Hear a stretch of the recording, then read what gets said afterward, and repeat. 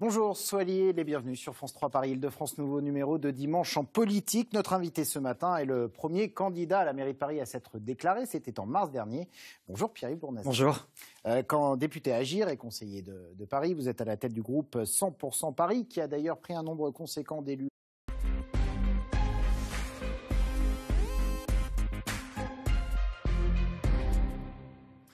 Bonjour, soyez les bienvenus sur France 3 Paris Île-de-France, nouveau numéro de dimanche en politique. Notre invité ce matin est le premier candidat à la mairie de Paris à s'être déclaré. C'était en mars dernier.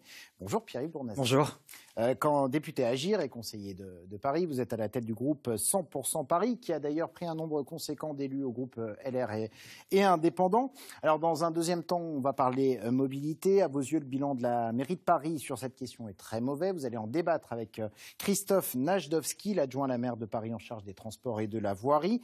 Mais avant, nous allons nous pencher sur les questions politiques. Nous allons aussi parler un petit peu de votre programme pour ces municipales et de votre souhait de faire payer le stationnement des deux roues à Paris. Votre projet de délibération a été rejeté cette semaine au Conseil de Paris. Mais avant, ce nouveau sondage qui est sorti cette semaine, un sondage OpinionWay pour l'association de Benjamin Griveaux, un sondage qui place Anne Hidalgo en tête, mais avec seulement 19% des voix.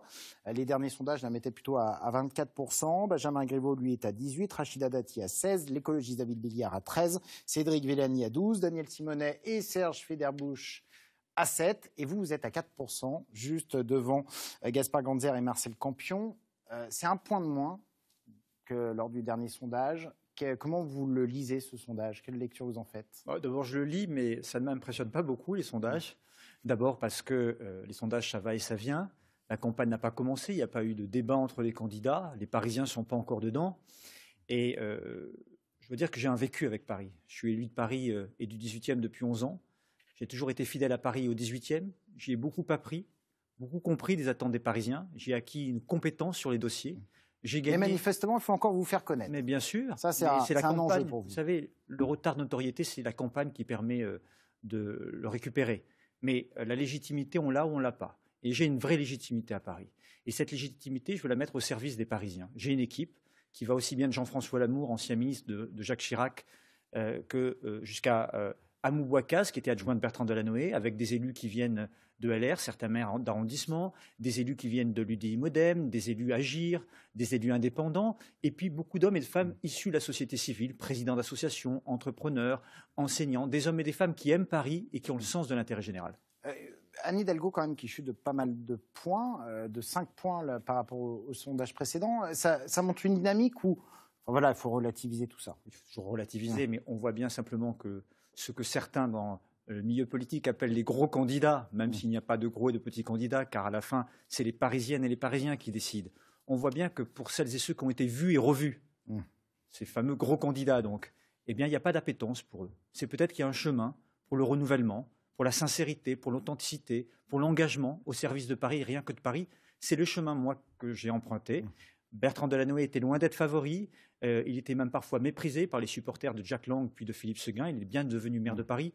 Emmanuel Macron a commencé très faible dans les sondages.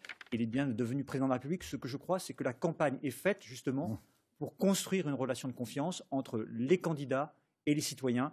Et j'ai des arguments à faire valoir. Cette campagne à droite, elle a commencé à bouger il y a une semaine et demie. Rachida Dati est officiellement candidate pour les Républicains. Et puis le mouvement de Valérie Pécresse, Libre, se structure aussi. Il est incarné à Paris par Pierre Litcha, qui a présenté 70 propositions pour la capitale. C'était jeudi matin dans le 10e arrondissement. Une conférence de presse qui a fait suite à une interview mardi de Valérie Pécresse sur France Inter, lors de laquelle la présidente de région a tendu la main à Rachida Dati. On l'écoute. Moi, je plaide aujourd'hui pour un grand rassemblement, pour une alternance à Anne Hidalgo. Et c'est ce que j'ai proposé à Rachida Dati. Je lui ai dit, moi j'ai des élus libres qui sont prêts aujourd'hui à venir aider, notamment dans ces arrondissements de l'Est, ces arrondissements populaires auxquels la droite ne parle plus depuis des années. Elle vous a répondu quoi? Pierre Licia, par exemple, dont le combat contre, j'allais dire, pour les habitants du quartier de la Chapelle est connu de tous. Et je lui ai proposé un partenariat avec un rassemblement. Je veux élargir la droite. Elle vous répond quoi? Elle va me répondre, je pense. Alors voilà, la main tendue à Rachida Dati. Elle ne vous oublie pas, parce qu'elle vous cite un peu plus loin dans l'interview. Ce rassemblement large, il va jusqu'à vous. Voilà, cette main tendue de Valérie Pécresse à Rachida Dati, vous la regrettez? Elle est logique? Je m'entends très bien avec Valérie Pécresse. Nous avons travaillé ensemble puisque j'ai présidé le Fonds de soutien au cinéma à la région Île-de-France, un établissement public de coopération culturelle. Rachida Dati, la commission du film. J'ai travaillé sur la candidature des Jeux Olympiques et Paralympiques pour la région Île-de-France, pour Paris 2024. Je saurais m'entendre avec Valérie Pécresse demain si je suis maire de Paris. Mais ce que je veux construire, ce n'est pas un rassemblement de partis. Car pour moi, on ne gouverne pas Paris avec un parti ou deux partis, mais avec un projet. C'est un rassemblement sur le fond, c'est ce que vous dites depuis le départ. Mais il y a quand même la question des personnes qui se posent. Rachida Dati, dans le cadre d'un grand rassemblement avec vous, est-ce que c'est possible ou pas? Rachida Dati, elle est légitime, elle est maire du 7e arrondissement, mais elle a fait le choix d'avoir une investiture nationale, d'un parti national, les Républicains. Moi, ce n'est pas ça qui m'intéresse. Ce qui m'intéresse, c'est d'être au service des Parisiennes et des Parisiens. Sur le fond, sur le projet. Donc moi, cette proposition de Valérie Pécresse, vous lui dites non? J'ai des maires LR qui sont avec moi, des hommes et des femmes venus de la gauche comme Amou Bouakaz, Max Guazzini qui m'ont rejoint, des hommes et des femmes venus de la société civile. Ce qui m'intéresse, c'est qu'est-ce qu'on fait pour Paris. Je sais une chose, c'est que les partis nationaux, lorsqu'ils se mêlent de l'enjeu parisien, ils perdent les élections parce qu'ils sont souvent déconnectés de la vie quotidienne des Parisiennes. Donc non à cette volonté de faire un grand rassemblement de la droite jusqu'à vous. Oui à Valérie Pécresse pour travailler avec elle, car c'est une bonne présidente de région. Et demain, je serai capable, comme maire de Paris, par exemple, de fusionner le CRT de la région et l'Office municipal du tourisme à Paris pour simplifier notre politique touristique. Donc vous l'appelez à vous rejoindre plutôt? Mais je ne l'appelle pas à me rejoindre. Je dis simplement, ce qui est important, c'est qu'on travaille ensemble demain. L'une présidente de région, l'autre maire de Paris. Le souci de l'intérêt général. Mais là, dans le cadre de ces municipales, vous qui parlez de rassemblement, est-ce que vous appelez libre à vous rejoindre? Vous ne m'enfermerez pas dans les histoires de partis. Cela ne m'intéresse pas. Ce qui m'intéresse, c'est qu'une idée est bonne ou elle ne l'est pas. Et si elle est bonne, on doit la mettre au service de l'intérêt général. Après, dans le cadre peut-être même d'un troisième. Mais Jean-François Lamour, qui est avec moi, est un élu de Paris, ancien ministre de Jacques Chirac, qui est aussi à libre avec Valérie Pécresse et qui est dans mon équipe de campagne. Vous voyez, le rassemblement, c'est ça. Rachida Dati, donc officiellement candidate pour les LR, depuis une semaine et demie. On va l'écouter lors de sa soirée de lancement de campagne. Paris sale, pollué, asphyxié, débordé par la délinquance. On ne peut plus laisser Paris entre les mains de quelques médiocres. Paris entre les mains de quelques médiocres. Est-ce que vous partagez ce constat? Non. Non. Médiocre, vous veut dire moyen. C'est péjoratif, mais c'est moyen. Moi, je considère qu'Anne Hidalgo n'a pas un bon bilan pour Paris, et c'est la raison pour laquelle je suis candidat et que je souhaite changer sa politique. Mais je garderai ce qu'elle a fait de bien, parce que je ne suis pas un homme sectaire, et je suis décidé à changer ce qui dysfonctionne. J'ai gagné une circonscription en 2017 qu'on croyait imprenable, dont on disait qu'elle serait toujours socialiste, et je suis le seul depuis Jacques Chirac à avoir regagné une circonscription sur le Parti socialiste. Et je l'ai fait en étant d'abord un élu de terrain, à l'écoute, non sectaire, capable de construire une relation de confiance avec les citoyens, quel que soit leur horizon politique, au service de notre territoire. C'est ça qui m'intéresse. Et moi, je ne suis pas dans une démarche nationale. Je respecte celles et ceux qui le sont, mais je ne considère pas que tout est noir ou tout est blanc dans un bilan. Je considère que Mme Hidalgo a une mauvaise gouvernance. Elle a une gouvernance trop centralisée, trop éloignée des Parisiens. Moi, je veux remettre les citoyens au cœur de la prise de décision. Je souhaite travailler davantage avec la région, avec l'État, apaiser les relations. Et puis, je considère aussi que Mme Hidalgo, sur Autolib qu'elle a détruit, sur Vélib qu'elle a déconstruit, sur la crise du logement, sur la question des mobilités, sur la question de la saleté de la rue, sur la question de la tranquillité, elle l'a échoué. Pour autant, quand elle a fait l'éducation musicale dans les écoles, elle a eu raison de le faire, je soutiens et je continuerai. Rachida Dati dénonce une hausse de la délinquance à Paris, elle dénonce aussi des zones de non-droit dans les bois, en Seine, Boulogne. Est-ce que vous êtes d'accord avec elle? Oui, et d'ailleurs on pourrait dire qu'elle est d'accord avec moi aussi, puisque ça fait des années que je propose le premier de tous les candidats aujourd'hui, dès 2013, et que de temps perdu par Mme Hidalgo, la police municipale à Paris, à pied, à vélo et équestre, en charge de la prévention, à l'écoute des habitants, des gardiens d'immeubles, des commerçants, en charge de la répression des incivilités et de la petite délinquance. J'accompagnerai la création de cette police municipale avec des antennes locales dans les quartiers et un numéro 7517 qu'on pourra appeler 24 heures sur 24 et 7 jours sur 7. Je mettrai à côté de ça en place des travaux d'intérêt général. Tu casses, tu répares, tu salis, tu nettoies. Car j'ai vu dans beaucoup de métropoles européennes dans lesquelles je me suis déplacé, ou en France, que les travaux d'intérêt général permettaient de faire reculer les incivilités, la délinquance dans tous les quartiers. Donc je vais chercher les bonnes idées là où elles sont. Extension de la vidéosurveillance aussi. Je souhaite mettre en place... Dans quelle proportion? Je souhaite doubler en fait le nombre de caméras, de la vidéoprotection, pour mieux mailler le territoire parisien, parce que les policiers, les professionnels en ont besoin pour accélérer leur enquête, et je pense que c'est un outil indispensable. Alors, le Conseil de Paris s'est tenu cette semaine. On va d'ailleurs en venir à votre proposition sur la taxation du stationnement des deux roues, ce qui va nous emmener naturellement au débat avec Christophe Najdovski. Mais d'abord, au Conseil de Paris, vous avez parlé budget à l'occasion du débat sur les orientations budgétaires. Et pour la première fois depuis 2003, la dette va baisser de 40 millions d'euros. Est-ce que c'est une bonne nouvelle pour vous, qui vous inquiétez régulièrement d'une dette qui avoisine les 6 milliards d'euros à Paris? La dette a explosé ces dernières années à Paris, puisque la trajectoire est mauvaise. Madame Hidalgo est arrivée avec un peu moins de 4 milliards d'euros. Aujourd'hui, on est à 6 milliards. Et probablement, il faudra faire un audit si nous arrivons aux responsabilités pour regarder quelle est la réalité de la situation. Car je crains que l'on trouve dans les placards de l'Hôtel de Ville encore de l'endettement supplémentaire. Et cette trajectoire n'est pas bonne. C'est la raison pour laquelle j'ai des propositions pour diminuer le train de vie de l'Hôtel de Ville. 60 millions d'euros d'économies sur le train de vie de l'Hôtel de Ville, déjà. Comment faire? Je supprimerai l'ensemble des voitures avec chauffeur de la ville de Paris. Je supprimerai le magazine municipal général. C'est 45 000 arbres sur une mandature et plus de 3 millions d'euros d'économie. Pour une version numérique? Je baisserai de 20%, bien sûr, je baisserai de 20% l'indemnité du maire de Paris, non pas par simplicité vis-à-vis des électeurs, mais simplement pour dire qu'il y a des efforts à faire, donc il faut que le maire de Paris le fasse aussi.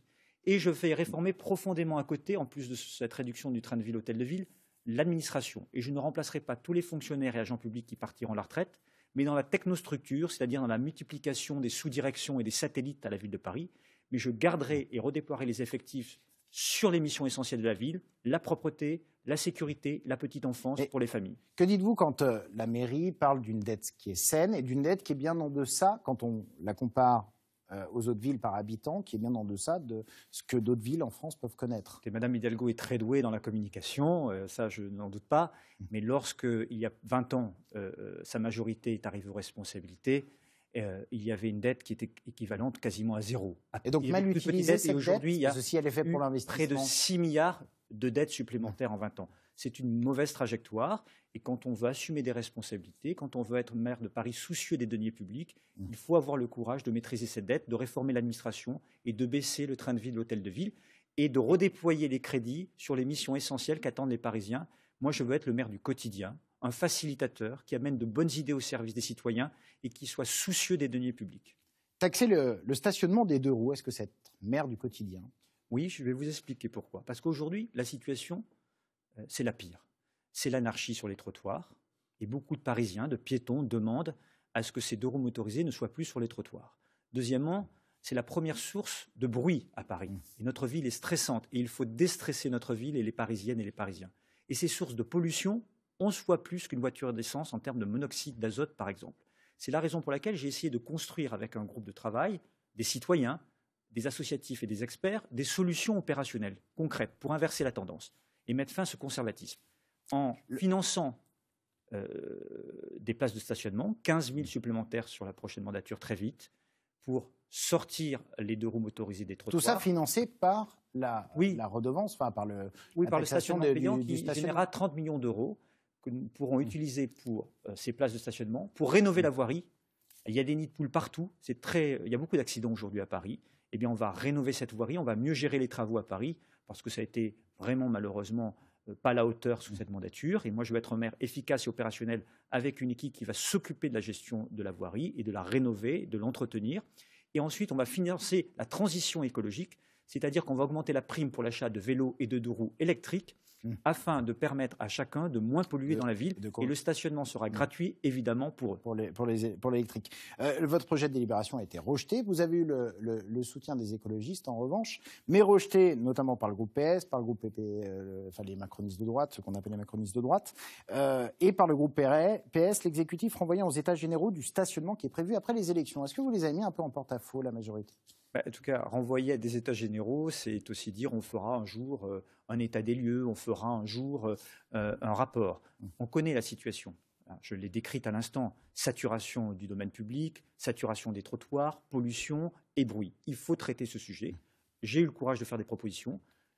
Les Verts ont eu le courage de voter ma proposition de délibération.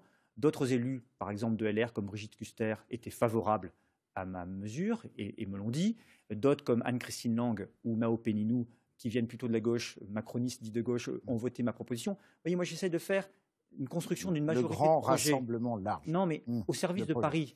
C'est-à-dire une idée doit fonctionner au service des citoyens. Alors, on va bientôt accueillir Christophe Najowski pour ce débat sur la mobilité. Mais d'abord, cette nouvelle étude d'Île-de-France Mobilité sur les déplacements dans la région. Le recours à l'automobile a baissé. Moins 5% de déplacements en voiture depuis 2010. Et dans le même temps, il y a une hausse des déplacements en transport en commun et en vélo, respectivement. Plus 14% et plus 30%. Frédéric Ovas, Céline Cabral. Depuis 2 ans, cet habitant de Levallois-Perret a troqué sa voiture contre une monoroue pour ses déplacements du quotidien. Fini les embouteillages pour aller au travail. Selon lui, ce mode de transport ne présente que des avantages. Je maîtrise vraiment totalement mon temps de transport. C'est 25 minutes, une demi-heure de Levallois à Bourse tous les jours. J'ai pas de problème pour me garer. Je suis pas dans un métro bondé. Et voilà, je peux rendre du plaisir à me déplacer. Si de nombreux franciliens abandonnent la voiture pour se déplacer, difficile pour certains de noter la différence, car les chaussées restent encore très engorgées. Il y a beaucoup de voitures encore sur Paris, beaucoup trop. Mais en général, j'essaye de prendre les transports, parce que sinon ça devient vite l'enfer. Heureusement qu'on a les scouts pour circuler dans Paris. Laisser son véhicule et choisir d'autres modes de transport, c'est la politique de la ville de Paris.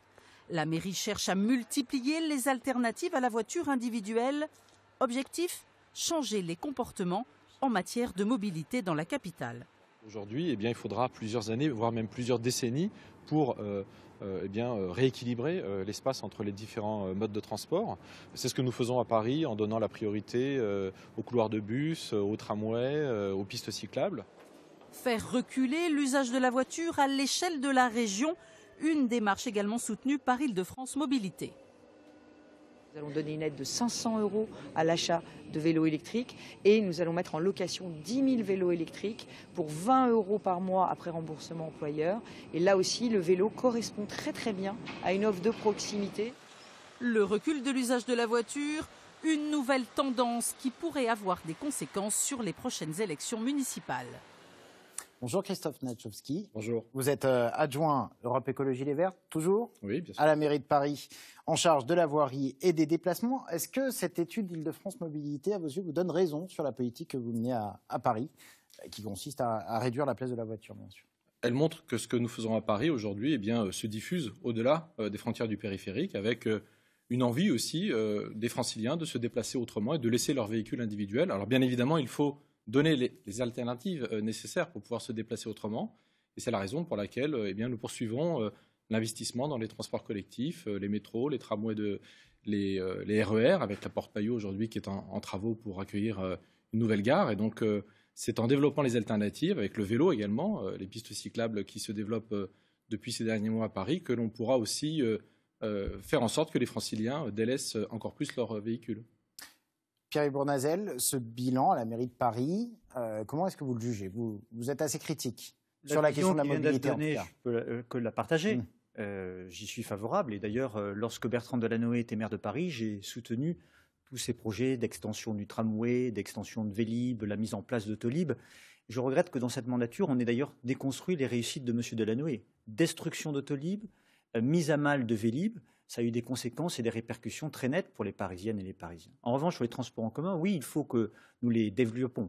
L'accessibilité, ça me paraît important, ce sont des investissements extrêmement lourds. Là, il faut travailler en bonne intelligence, en partenariat avec la région Île-de-France, dans le cadre d'Île-de-France Mobilité. Il faut savoir travailler avec les autres et je pense que peut-être un déficit de cette mandature, c'est au fond le conflit permanent. On a vu la maire de Paris en conflit avec les gouvernements de M. Hollande, en conflit avec les gouvernements de M. Macron, en conflit avec M. Huchon, en conflit avec Mme Pécresse. Il faut un maire peut-être plus apaisé, qui soit en capacité d'obtenir davantage de solutions de la part de ses partenaires pour faire avancer sa vie. Ce n'est pas le cas. Ce n'est pas le cas. Nous avons mis en place la restructuration du réseau de bus à Paris, le nouveau réseau de bus, alors qu'il n'avait pas changé depuis les années 50 ou 60, en partenariat avec Île-de-France Mobilité. Ça nous a permis de lancer 5 nouvelles lignes de bus, notamment pour les arrondissements de la périphérie, qui avaient vu leur population augmenter depuis plusieurs décennies. On l'a fait donc avec une augmentation finalement de l'offre de 13% sur les bus. Il faut savoir que les bus, ça représente 1 million de trajets au quotidien. Donc voilà une mesure concrète d'un partenariat que nous avons mené. Et puis par ailleurs, nous avons aussi investi énormément. Ce sont plus de 2 milliards d'euros qui ont été investis dans Île-de-France Mobilité pour développer les transports collectifs, prolongement du tramway à la Porte d'Asnières, prolongement qui démarre pour la Porte Dauphine. C'est les prolongements des lignes de métro également. Donc voilà. Donc qu'il se passe des choses. On a ce travail qui porte ses fruits d'ailleurs, puisque on voit d'ailleurs qu'il y a depuis 2014 une réduction de 17% du trafic automobile à Paris et une réduction de la pollution de 15%. Donc voilà des chiffres très concrets de ce qui a été fait ces dernières années. Sur la réduction du trafic automobile. Qu'il se passe des choses, heureusement, et que dans une mandature, il y ait des financements avec la région Île-de-France Mobilité, je m'en réjouis et je le soutiens dans l'intérêt général. Et ça ne correspond pas à la réalité de ce que vous décrivez. Non, mais la méthode, chacun l'aura constaté, chacun jugera. Je pense qu'on peut avoir une méthode plus horizontale, travailler davantage avec les partenaires et obtenir plus vite un certain nombre d'avancées sur certains dossiers. Ça, c'est le premier point. Deuxième point, on a quand même des factures qui vont arriver. Je voudrais connaître le montant de la facture d'Autolib. Combien ça va coûter aux contribuables parisiens. Certains parlent, en tout cas, je lis ça dans la presse, de 233 millions d'euros. Pouvez-vous confirmer ou pas ce chiffre? Que s'est-il passé dans cette gestion? Qui a eu des répercussions quand même assez importantes pour les Parisiennes et les Parisiens, pas seulement, mais notamment eux. Quelle est la réponse derrière? Je vais vous répondre. Vous savez, Autolib n'a pas trouvé son modèle économique finalement. Et d'ailleurs, nous l'avons remplacé par d'autres services de mobilité, donc mobilité avec de l'autopartage aussi bien en trace directe qu'en boucle. Mobilib, au final, Autolib, pardon, il a fallu, je dirais, mettre fin à une dérive financière et au fait que ce service n'a pas été géré dans de bonnes conditions par le prestataire. Et donc, pour préserver les intérêts des contribuables parisiens, il a été mis fin au service. Et je peux vous assurer qu'on sera très très loin de ce qui est réclamé et du chiffre que vous avez mentionné. On sera selon vous alors? Je ne sais pas. Actuellement, il y a un contentieux, donc avec des discussions qui se poursuivent. En tout cas, je peux vous dire qu'on sera très très loin du chiffre que vous avez mentionné. Toujours est-il que nous avons en ces circonstances vraiment préservé les intérêts des contribuables parisiens. Ce que je note, c'est que dès 2014, Mme Hidalgo était informée de la difficulté financière. Et elle n'a tiré les conséquences qu'en 2018. C'est en 2016 que c'est intervenu. C'est en tout cas 4 ans le service a été arrêté en 2018. Différence, et c'est le contribuable malheureusement qui va payer. Que s'est-il passé sur Vélib aussi? Alors Vélib fonctionne bien aujourd'hui. On a retrouvé le niveau nominal que l'on avait auparavant. On a plus de 100 000 trajets par jour. Et un service qui s'est métropolisé. C'est un service qui s'est métropolisé. Oui, bien sûr. On est quasiment sur 1400 stations qui fonctionnent aujourd'hui. On a un service d'ailleurs qui est inédit en Europe. Il faut bien voir que ce qui a été fait avec Vélib, c'est quelque chose d'inédit. Il n'y a pas d'équivalent en Europe. Il n'y a qu'en Chine qu'on retrouve des systèmes de libre-service. Je voudrais très rapidement, il faut qu'on aborde une question après. Aujourd'hui, Vélib a trouvé son rythme de croisière. Et je crois qu'il est préférable de... mais le rythme de croisière existait il y a 2 ans. Le problème, c'est que pendant 2 ans, il a été perdu de votre faute. Absolument. Ce qui aujourd'hui fonctionne, il faut aussi quand même le reconnaître. Et les parkings relais, je propose depuis des années des parkings relais aux grandes intersections routières et autoroutières de l'Île-de-France. Lorsque je l'ai proposé en 2013, Mme Hidalgo y était opposée. Je crois qu'elle a changé d'avis. Pouvez-vous me le confirmer?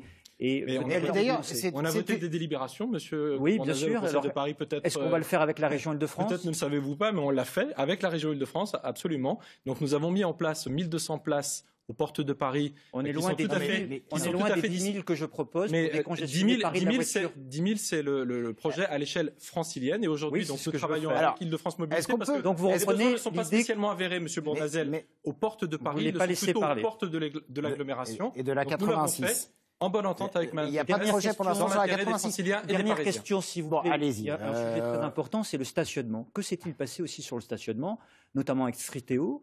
Vous avez fait le choix d'un délégataire, ça a été une catastrophe. Chaque Parisien et Francilien l'ont bien noté, puisque certains d'entre eux allaient même mettre des amendes à Neuilly. Que s'est-il passé? Beaucoup de Parisiens se sont plaints d'avoir des amendes alors qu'ils respectaient le stationnement et qu'ils l'avaient payé. Vous savez, au-delà de la mise en place pendant 3 mois au début de l'année 2018, qui ont été un petit peu catastrophiques, délicates, délicates, parce que c'était quelque chose de tout à fait nouveau. Aujourd'hui, là aussi, on a une réforme qui porte ses fruits.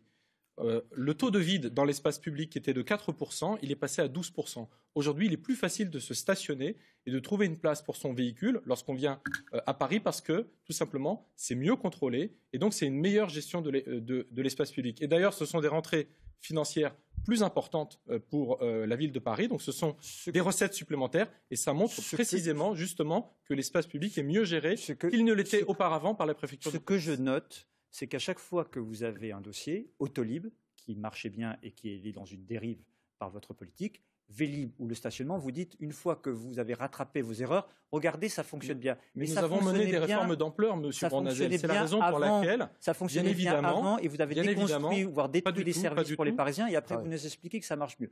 Je crois que là, l'erreur majeure qu'il y a eu, c'est une erreur à la fois de forme et de gouvernance, et puis c'est le manque d'anticipation. Je voudrais parler des trottinettes. Nous sommes beaucoup à avoir demandé depuis un an qu'il y ait des opérateurs. Madame Hidalgo s'y est mise sur le tard. Le manque d'anticipation, est-ce que ce n'est pas une responsabilité collective à tous les échelons? Mairie de Paris, bien sûr, mais il y a des villes régions, Île-de-France, et on pourrait même penser à la métropole qui n'a pas cette compétence, mais qui pourrait se charger peut-être, enfin prendre en charge, notamment, je pense au parc Relais. Est-ce que ce n'est pas une responsabilité collective de tous les élus franciliens? Vous savez, il y a une révolution des mobilités. Enfin, qui, il y a 5 ans, aurait pu prédire qu'on aurait l'explosion des trottinettes électriques mais il y a 18 mois, oui. En libre-service dans le ville. Aujourd'hui, Paris fait figure de ville qui est regardée et écoutée. Si, absolument, sur les mesures que nous mettons. Je peux vous dire que Berlin, sur la question, à Berlin, on peut dire que c'est le bazar. C'est beaucoup plus le bazar dans les rues de Berlin que dans les rues de Paris. Et ils ont mieux organisé l'arrivée des opérateurs. J'ai eu des échos encore hier. Il faut y aller plutôt que d'avoir des échos. Il faut y aller voir. Oui, pardonnez-moi de rester plus terre à terre. Dans la presse internationale, je le regrette, mais dans la presse internationale, on juge mal l'action de Paris en la matière. Malheureusement. Aujourd'hui, nous avons d'ailleurs des mesures qui sont plus protectrices d'ailleurs concernant les trottinettes puisque nous les interdisons de circulation mais aussi de stationnement sur le trottoir. J'espère que vous pourrez nous aider. Non, ce n'est pas la loi. Le décret gouvernemental autorise le stationnement sur les trottoirs. J'espère que vous pourrez, puisque vous êtes aussi député en plus de votre mandat de conseiller de Paris, nous aider d'obtenir auprès du gouvernement donc la modification de ce décret. On en reparlera de ce sujet pour obtenir l'interdiction du stationnement. Si je peux conclure, je note que vous avez bien agi et que en fait vous avez tout réussi. Les Parisiens jugeront. Eh bien, rendez-vous dans les urnes dans 4 mois à peu près. Merci beaucoup, messieurs, d'être venus sur ce plateau. Bien sûr, le sujet mobilité est tellement vaste, il faudra bien sûr en reparler. Ça intéresse particulièrement les Franciliens. Rendez-vous donc dans notre prochain numéro. Très bon dimanche sur France 3.